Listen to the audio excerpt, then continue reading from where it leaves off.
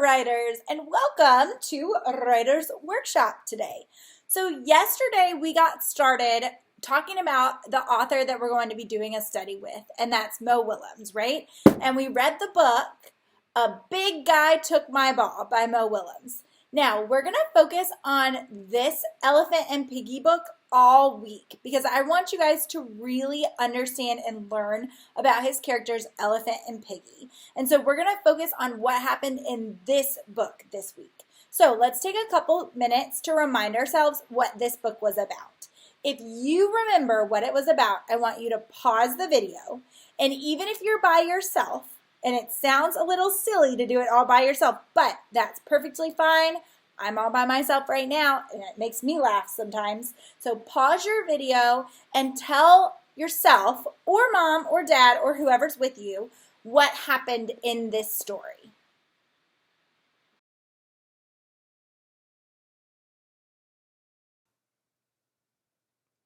Did you retell what happened in the story?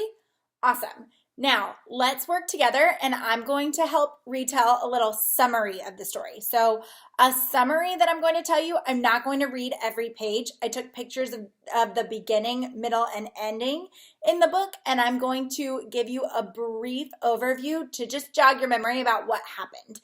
If you want to go back and read it again, then go back to the first video and listen to me reading the book again, okay? In the beginning, Piggy found a big ball. And then some big guy came and took her ball. And Gerald, Elephant, said, "I'm big, I'm going to go get your ball." He was going to get the ball, but then the big guy was really big.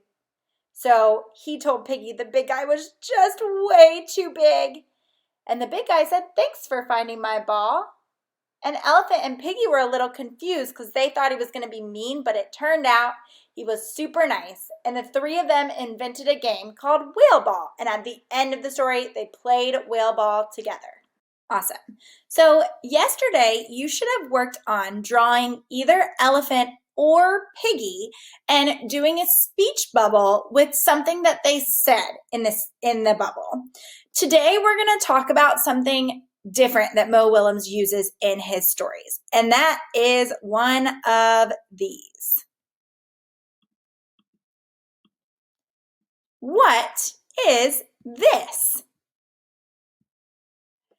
That's right, this is a thought bubble, okay? So we see the characters Elephant and Piggy, we see them say things in a speech bubble, and then we see them think things in a thought bubble.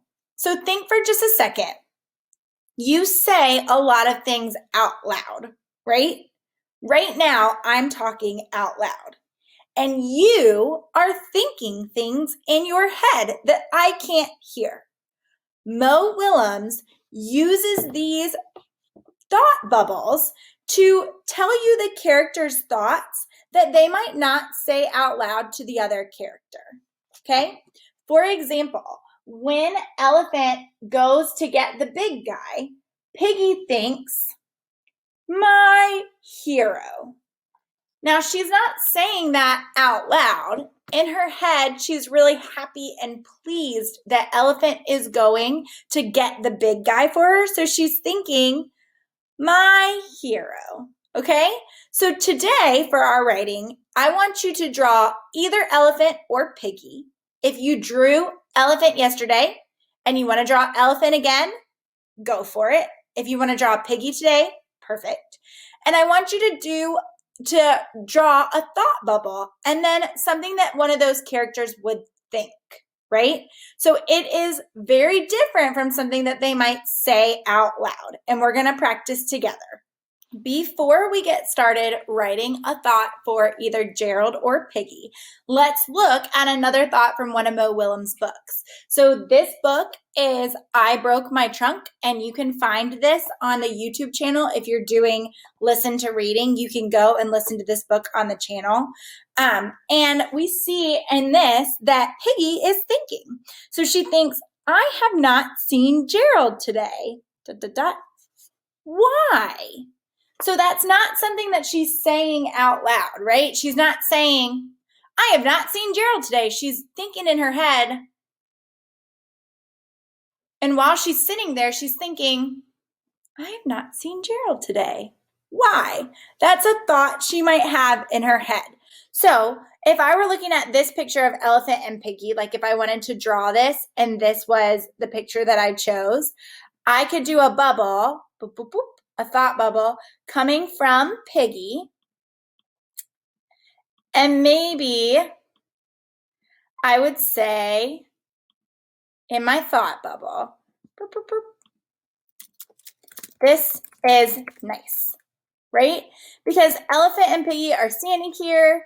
This is nice for them to be standing and looking at each other and just kind of being together. So if they're just standing there silently, Piggy might be thinking in her head, this is nice, right? Like she wouldn't be saying that out loud. Gerald could be talking about something. So we did our speech bubbles yesterday, but Gerald could be standing here talking about something. He could have a speech bubble. He could be going, Gerald could just be chatting away.